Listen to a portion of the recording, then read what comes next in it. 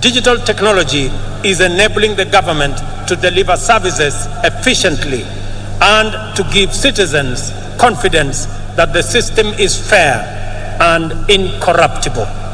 We must therefore take a moment today to celebrate technology in general, and in particular, Kenyan fintech and other innovations that are making it possible for us to serve Kenyans to the best possible standard.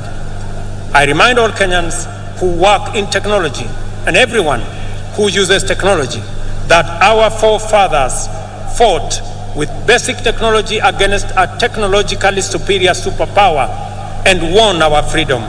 We have a duty to deploy the best innovations and technologies to make Kenya efficient, competitive, and prosperous.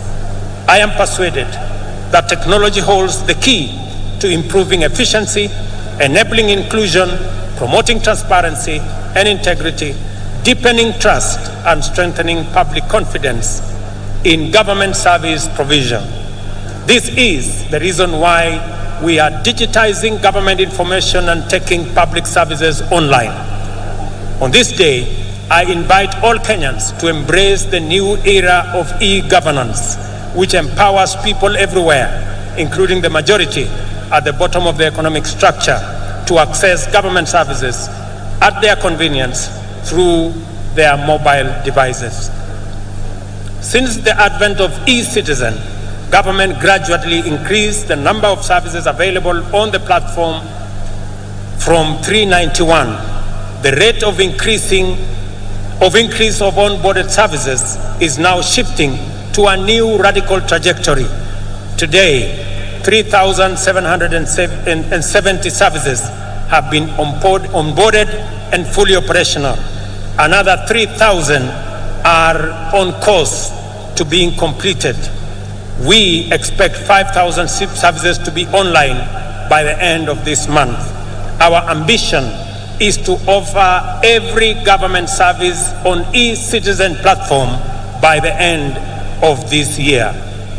Finally, as we contemplate all the achievements we are celebrating today, let us reflect on the noble motivations and visions which inspired our heroic freedom fighters to make such immense sacrifices for the sake of freedom, not just for themselves, but also for the rest of their people who were not willing or able to join the struggle.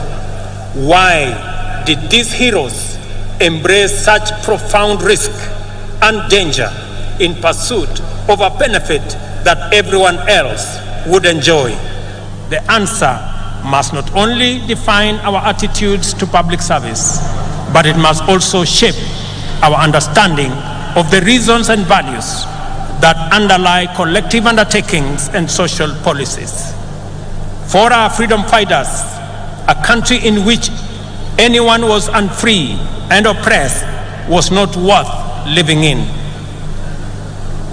We have a duty to translate these truths into our political, social, and economic affairs. Our collectivist spirit that anchors competitive individual enterprise encapsulates this magnificent ethos. We owe each other certain duties as members of a community that we call a nation. Whenever we can do anything to make another person's life better, at no or little cost to ourselves, we have a solemn obligation to proceed and do it. There is a fundamental level at which we are morally obligated to think about our duties to the unemployed youth, vulnerable communities struggling in slums, and other people at risk of exclusion. Their struggle for dignity as human beings appeals to our duty of moral consideration. Their complicated pursuit of livelihood can potentially complicate our stable prospects. No human is an island. In community lies power, and to unlock that power, we must attend to our values and perform our obligations. That is why freedom fighters consider That is why freedom fighters consider the inherent morality of their cause to be sufficient reward. For example, those of us who are earning Kenya shillings 200,000 monthly will pay only 2,500 to build a fund that will help create millions of jobs for millions of our young people and bring a meal on the tables of many hustlers.